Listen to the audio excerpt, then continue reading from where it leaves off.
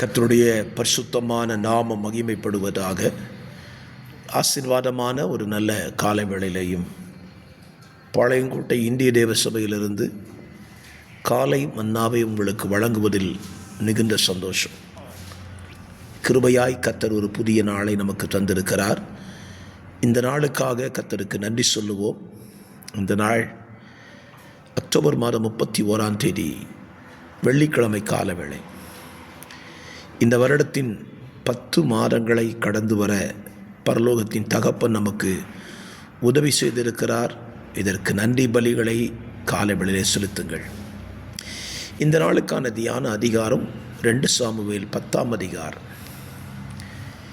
இந்த அதிகாரத்தில் 2 பகுதி இருக்கிறது. ஒன்று, தாவீது நாகாஸ் என்கிற ராஜா தனக்கு தயை செய்தது நிமித்தம் அவனுடைய குமாரனுக்கு தகப்பனுடைய மரண செய்தியை கேட்டு விசாரித்து ஆட்களை அனுப்புகிறான். அவர்களோ அவனுக்கு எதிரடையாய் செயல்பட்டார்கள். இதை கேள்விப்பட்ட தாவீது இராணுவத்தை அனுப்பி அவர்களோடு யுத்தம் பண்ணும்படி யோவாபுக்கு கட்டளையிடுகிறான். இந்த இடத்திலே ஒரு யுத்தம் நடைபெறுகிறது. இந்த நாளுக்கான வசனத்தை கவனிக்கலாம். 12வது வசனம், தைரியமாயிரு, நம்முடைய ஜனத்திற்காகவும் நம்முடைய தேவனுடைய பட்டணங்களுக்காகவும் சௌரியத்தை காட்டுவோம். கர்த்தர் தமது பார்வைக்கு நலமானதை செய்வாராக. இது யோவாபுடைய வார்த்தை. யோவாப் தன்னுடைய சகோதரனை பார்த்து இந்த வார்த்தையை சொல்லுகிறான். இன்றைக்கும் கர்த்தருடைய பிள்ளைகள் இந்த வசனத்தை புரிந்து கொள்ள வேண்டும். சத்துருவினுடைய யுத்தம் என்பது தேவனுடைய சபைக்கு, தேவனுடைய ஜனத்துக்கு விரோதமாக தான் இருக்கும். அப்படி அவன் யுத்தத்தை தொடுக்கும் பொழுது யுத்தம் பண்ணுகிறவர்கள் எப்படி இருக்க வேண்டும் என்பதுதான் இந்த வசனத்தில் நாம் கற்றுக்கொள்ளப் போகிறோம். யுத்தம் பண்ணுகிறவர்கள் ஒருமனப்பட்டவர்களாக இருக்க வேண்டும். ஒன்று சேர்ந்து யுத்தம் பண்ண வேண்டும். இன்றைக்கு திருச்சபைகளில் நடக்கிறதான காரியத்தை கவனிச்சிங்கன்னா வருந்தத்தக்க செயலாக இருக்கிறது.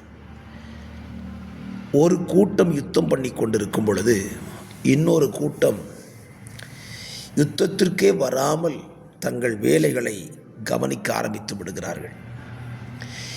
இது சத்ருவுக்கு மிகப்பெரிய உதவிகரமாய் அமைந்து விடுகிறது. யோவாப் சொல்லுகிறான் தன் தம்பியினிடத்தில், நாம் நம்முடைய தேவனுடைய ஜனத்திற்காக, நம்முடைய தேவனுடைய பட்டணங்களுக்காக யுத்தம் பண்ணுவோம். கர்த்தர் தமது பார்வைக்கு நலமானதை செய்வாராக. யுத்தக்களங்கிறது நம்ம நேரடியாக போய் மனுஷன் சண்டை போடுறதில்லை. இன்றைக்கு யுத்தக்களம் என்பது ஜெபம் செய்வதில், ஜெபம்தான் ஒரு யுத்தக்களம். சபைகளிலே, ஆலயங்களிலே இன்றைக்கு ஏராளமான ஜெபங்களை ஊழியர்கள் ஆயத்தம் பண்ணுகிறார்கள். 21 நாட்கள், 40 நாட்கள், 10 நாட்கள், 7 நாட்கள், 3 நாட்கள் என்றெல்லாம் உபவாச ஜெபத்தை வைக்கிறார்கள். எதற்காக?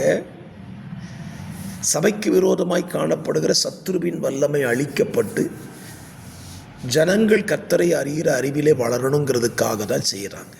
ஆனால் நடக்கிறது என்ன? போதகர் ஜெபத்தை போட்டுவிட்டு போதகர் மாத்திரம் யுத்தம் பண்ணி கொண்டிருக்கிறார்.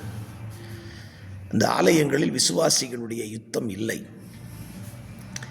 இந்த நிலைகள் தான் தேவ ஜனங்களை விட்டு மாற வேண்டும். அன்றைக்கு யோவாப் யுத்தம் பண்ணும்போது அவருடைய சகோதரனும் சேர்ந்து யுத்தம் பண்ணினான். உங்கள் திருச்சபையிலே உங்கள் போதகர் ஜெபத்திலே யுத்தம் பண்ணி கொண்டிருக்கிறார் என்றால் விசுவாசிகளாக இருக்கிற உங்களுக்கு என்ன வேலை இருக்குது? அவர் ஊழியரோடு இணைந்து யுத்தம் பண்ணுகிற வேலையை நீங்கள் செஞ்சாதான் சபைக்கு எதிராய் காணப்படுகிற சத்துருவின் யுத்தத்தை நீங்கள் ஜெயிக்க முடியும். இப்போ போதகர் ஜெபித்தா யுத்தம் பண்ண முடியாதான்னு கேட்கலாம். யுத்தம் பண்ணலாம், அது கொஞ்சம் கடினமாக இருக்கிறது.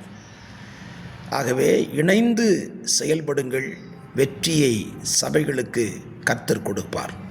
இந்த வார்த்தை உங்களை பலப்படுத்தட்டும். இயேசுவின் நாமத்தில் பிதாவே, ஆமென்.